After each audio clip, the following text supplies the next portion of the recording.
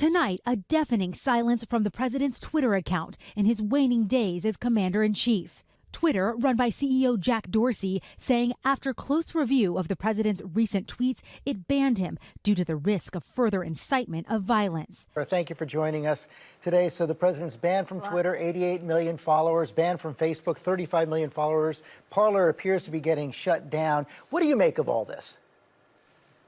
Well, you know, this has been going on for a long time. President Trump has been violating rules all over social media for a long time, but they gave him a pass because he was considered a newsworthy figure.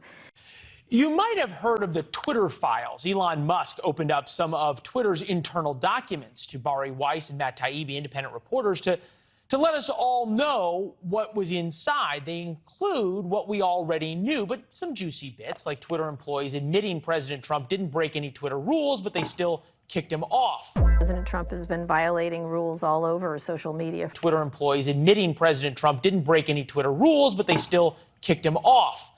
When he was part of incitement using their tools, they decided to shut him down finally. And of course, it comes at the end. This has been, you know, 4 years of this going on. And now at the end, they finally realize how dangerous it is because of what happened at the Capitol. Journalist Michael Schellenberger reporting that the next day, Twitter executives created justifications to ban Trump, expressing no concern for free speech, suggesting that those in charge were overwhelmingly progressive, citing communications from former head of trust and safety at Twitter, Yael Roth, who wrote, "In this specific case, we're changing our public interest approach for his account to say any violation would result in suspension."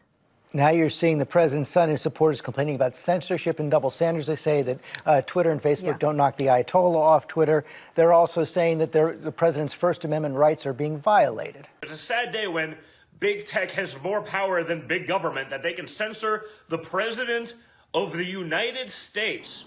They're not being violated. These are private companies. They are not public squares.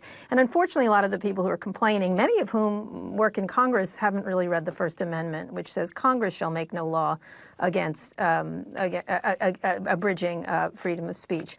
The document coming to light courtesy of new Twitter owner Elon Musk, today revealing that staffers believe tweets written by former President Trump around the events of January 6th had not actually violated Twitter policies, despite the company saying so at the time.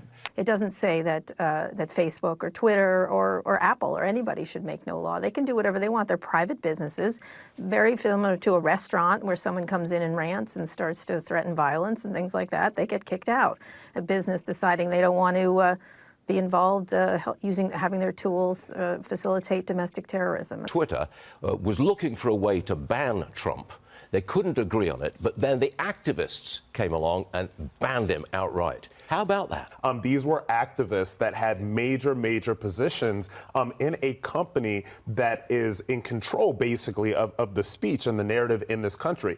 I think the issue, though, is that President Trump violated rules that were very specific, and he did it over and over again, and then moved over to really, which is the bright red line for a lot of these companies, which is incitement of violence. Weiss notes, quote, after January 6th, Twitter employees organized to demand their employer ban Trump.